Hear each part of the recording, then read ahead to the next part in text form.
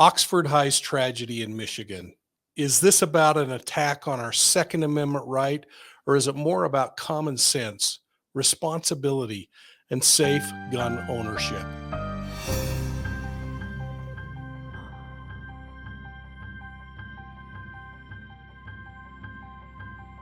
Hello, everybody, and welcome to Profiling Evil on Court TV with Vinnie Politan. I hope you're going to take a sec, hit that like and subscribe button as we get going on this true crime review. Tonight, we're going to be discussing the deadly shooting at the Oxford High School in Michigan that left 4 students dead and another 7 injured. It happened when 15-year-old student Ethan Crumbley allegedly walked the halls shooting anyone he could get in his gun sights. He was using a semi-automatic pistol that his parents had just purchased days earlier.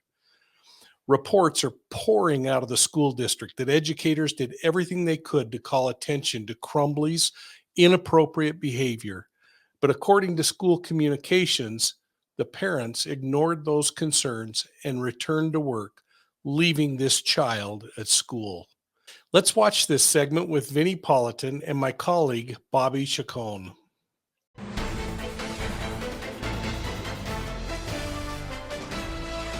I'm Vinnie Politan. Great to have you with us tonight here on Closing Arguments. And want to get into some of this continuing investigation into the school shooting in Michigan.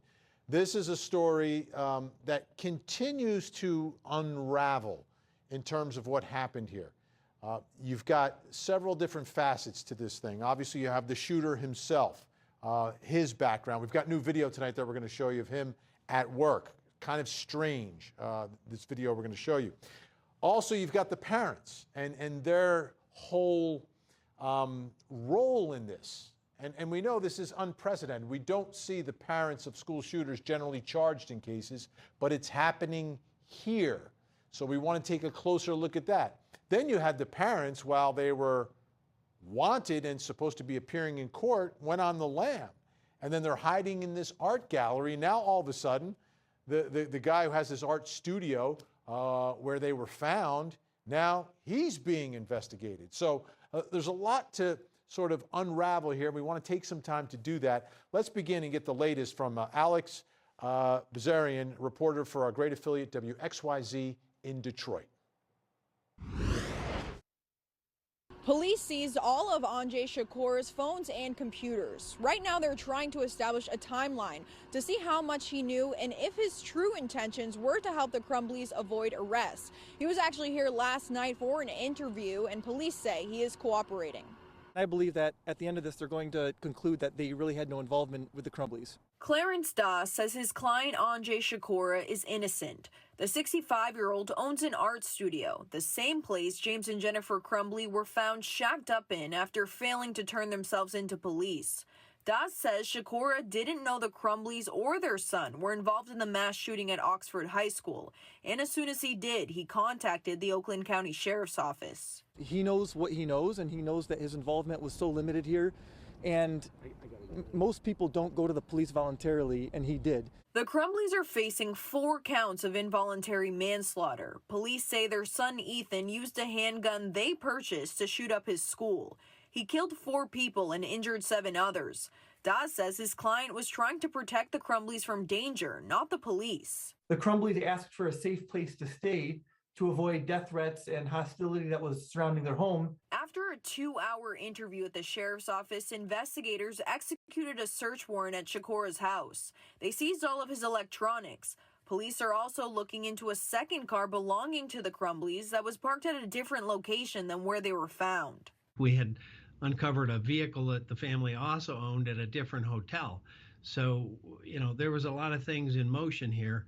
And the fact that they were in a warehouse at kind of an off-the-beat path in Detroit certainly is not indicative of someone that looked like they were going to surrender, from certainly my experience. The sheriff says they will now be searching Shakur's texts and his phone records to see what kind of conversations he was having with them before and after they were charged. Right now, he remains a free man. James and Ethan Crumbley are pent up at the county jail. In Pontiac, I'm Alex Bazarian.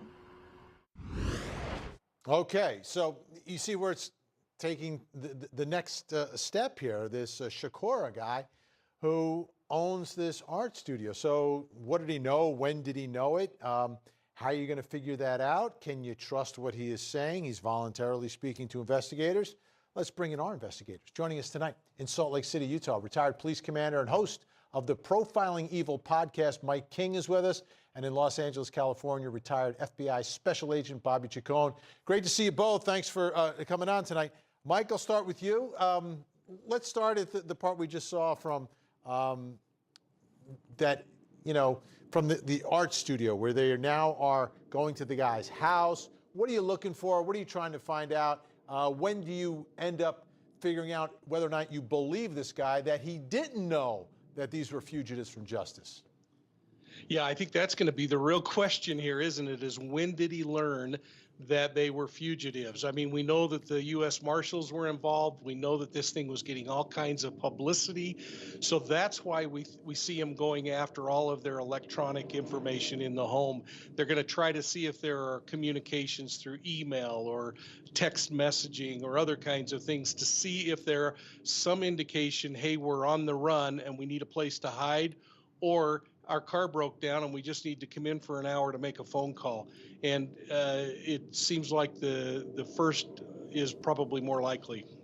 Yeah, Bobby, the original story we heard from their attorneys, from the parents' attorneys, were that, listen, once all this went down, they were getting out of Dodge. They were fearful for their safety, so they kind of went into hiding. They were going to turn themselves in. And now they've wrapped this Shakura guy into the investigation as well. What are you looking for? What do you want to find? Well, like Mike said, you want to know whether or not he knew they were fugitives. I think it's possible that he did not. This all developed fairly quickly. It was like a Friday into a Saturday type of deal. And, he's an artist. He may not be a guy who sits in front of the news of a TV and watches the news all the time. He gets a text that says, we're on the run. These people concocted a story that said we're leaving because we're afraid for our own lives. I'm not so sure there's a lot of validity to that. I think they were on the run. I think that, they both have had, run-ins with the law before. So I think that they concocted a story and the guy might have believed the story. And by all accounts, as soon as he realized what was going on, he called the police. So in the overall scheme of this, you have 4 dead people, maybe more, critically injured, the parents who could have stopped this. To focus on this guy, I think is much more of a minor part of this overall case. I think it's quite possible he didn't know, and when he realized what was going on, he contacted authorities. All right, let's talk about the parents for just a little bit here. This is the part of the case that is a little different than these cases we've covered in the past. Mike, what do you see when you look at the circumstances surrounding what happened here and the role of the parents and trying to figure out exactly, because now you've got a criminal case, so investigators have to gather the evidence against this couple. Yeah, I think this is a tough climb, except for the fact that if the social media accounts from mom are accurate, the comments and the information that the school's releasing in the interviews with the parents when they're saying there is a serious concern here in the school, we want you to take your son home and we're going to demand that you get counseling for this kid, or we're going to reach out to family services and ensure that it happens. Those all show how serious they were taking it. And yet the parents turning around and walking out the door and saying, we're going back to work and we don't think it's that big of a deal. Laugh out loud. Don't get caught next time. Those things really make you start to wonder how available that weapon was to this child. And this is a child. What on earth is a 15-year-old doing having access to a semi-automatic weapon? Bobby, we've covered a lot of these stories in the past, and the question that always comes up when people are commenting on it and talking about it in the public is, oh, what about the parents? The parents should be responsible here. And I never go down that road. I rarely go down that road because, the killer or accused killer is responsible for what they did. You can't make everyone responsible for what happened. This case, some of the facts are just a little bit different in what's happening. From your perspective, investigating this whole situation, this home situation, the weapon, whether it's locked, whether it's not locked, the conference at school, the attitude. What are your thoughts? Well, I mean, it's egregious. I think you're right. I think there is a natural hesitancy to charge somebody with the behavior of another, right? But in law school, we studied those social host liability cases where somebody gets drunk at your house and you don't stop them from driving home and they kill somebody. I mean, there are provisions in the law that allow this, and involuntary manslaughter is one of them. And it's a high bar, and that's why we don't see it very often. But in this case, the prosecutor feels, and I tend to agree. I've got the Michigan statute right in front of me. I've read it and reread it, and the things that are required for involuntary manslaughter, the gross negligence, requires three things. And I think the prosecutor can demonstrate those three things. That they were so egregious that they were practicing gross negligence in this case, and their own behavior bears it out. I mean, within minutes of hearing about the shooting, the mother texts him and says, "Don't do it." The father calls 911 and says, "I think my son may have a gun." I mean, that morning, the school wanted to take him out and send him home with his parents, and the parents basically refused to take him and made them keep the kid in school. I think this is one of those egregious cases. I think the line, I think a lot of these cases fall short of the line. The gross negligence involved. I think this case does go beyond the line. I think the parents in this case demonstrated gross negligence, egregious behavior, and some of their own behavior indicates that, and that's going to be used by the prosecutor to meet the three elements that are required under Michigan law for that gross negligence, which leads to involuntary manslaughter. And I want to dive in a little bit deeper now into the shooter himself, because we've got our hands on some video tonight, and this is from the I-5 Diner in Oxford, Michigan. He was working there in the kitchen and then comes out of the kitchen, sort of stumbles and collapses. I'm going to show you the video and then give you a little more background that we learned today about the defendant, the suspected shooter, and his brother and his parents. Let's watch the video first.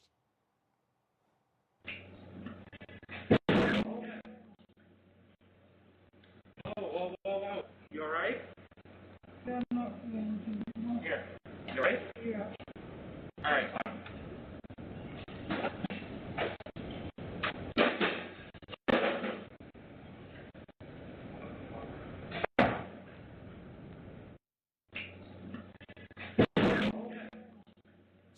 Very strange.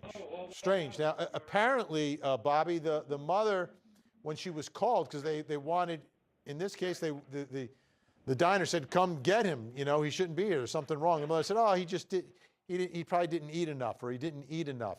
And that opens the door into the whole, I think, investigation into trying to figure out what was going on in that house. And while this just could have been, just one thing that happened, it's still kind of strange.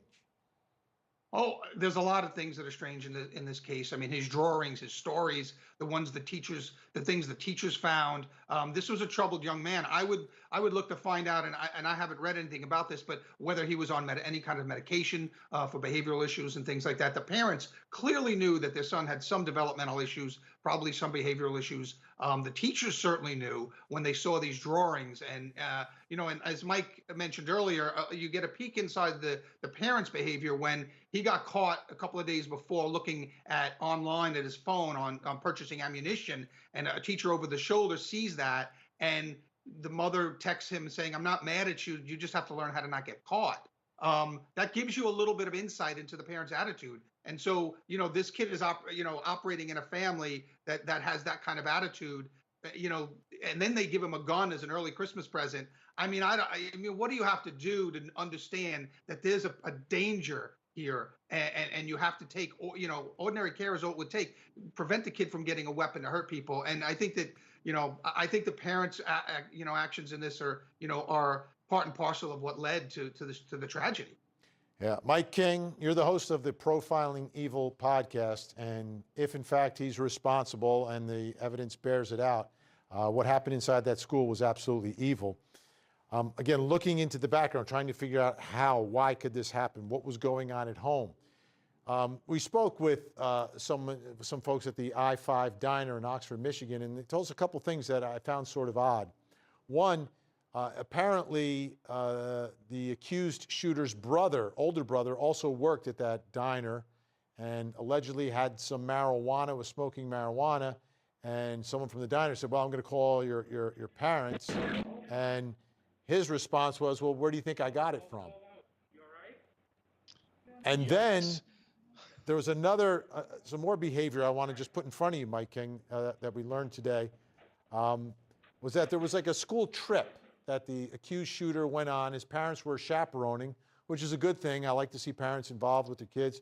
But what they pointed out was that during this trip, like all the groups are getting together for group photos, the parents, the kids together, but the shooter, the accused shooter, and his parents were always separated. They weren't part of the group for the photos and what was going on in this. It was like a trip. They went out of town together. So hearing some of those alleged details, what are your thoughts about what was going on in this child's world? Yeah, I think that's one thing we really want to learn more about is what was the relationship at school? What were his peers like? The friends that he had that were close? Did he have close friends?